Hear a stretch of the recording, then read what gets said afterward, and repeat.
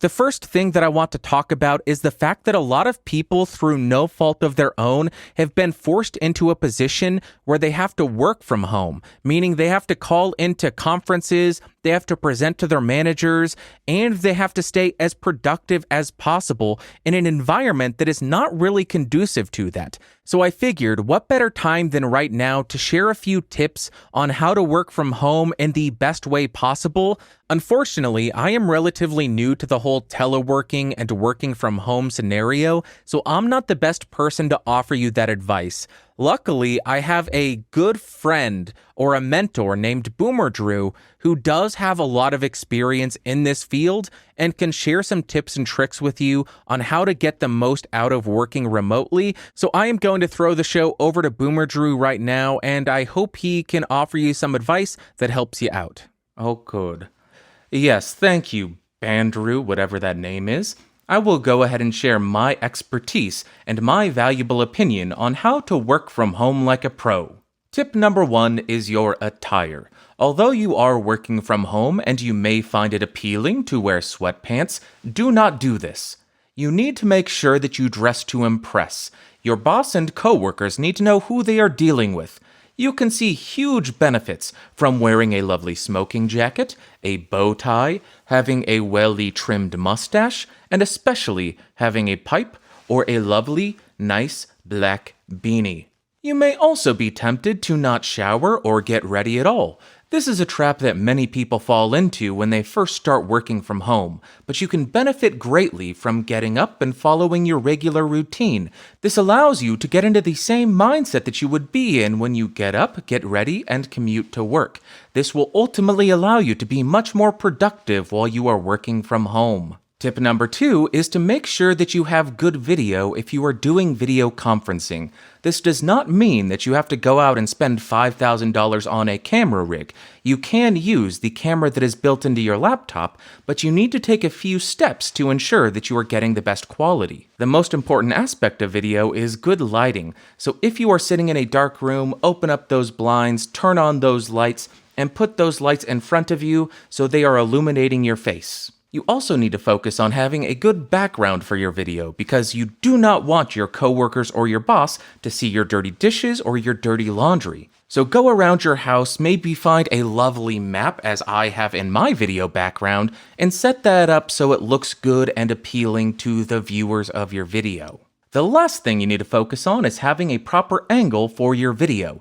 This means do not have the camera looking up your nose and accentuating your double chins, you big ol' fatty. What you want to do is, if you have a standing desk, or if you have a stack of books, or a $3,000 tube microphone carrying case, use that to prop up your laptop or your camera to get it at eye level, which will make you look much more appealing. Tip number 3 is to make sure that you have good sounding audio quality. There has actually been research done that shows that if you have good sounding audio quality, your listeners will find you more trustworthy. A few tips on getting good sounding audio quality is, if you are able to, please use an external microphone because most of the internal microphones on computers or your phones are absolutely terrible. This doesn't mean that you have to go out and buy a $10,000 microphone setup. You can get by with a $25 to $100 USB microphone and end up with much better sound quality. Yes, quite. It's also imperative that you turn off any kind of loud sound sources, whether this be your air conditioner, your air purifier, or your washer and dryer. You do not want this noise distracting from what you're trying to communicate. Additionally, if you have the microphone too far from your mouth, this can lead to a lot of echo and reverberation, which can degrade the quality of what you're trying to say. You want to make sure that what you are trying to communicate is easy to understand for your coworkers and your boss, because you are trying to impress them and let them know who is really in charge. And the last thing that I'll recommend for audio is to avoid typing on the keyboard as much as possible while you're in that voice call, especially if you're using your laptop's internal microphone or a microphone that is sat on your desk. That's because the microphone is very close in proximity to the keyboard and it will be very distracting for the listeners on the call. And with all of that being said, this silly millennial Bandrew did a video with 10 tips on how to get better sounding audio quality out of your microphone, and I will go ahead and link that in the show notes and description down below if you want to learn a little bit more. Tip number 4 is posture, posture, posture.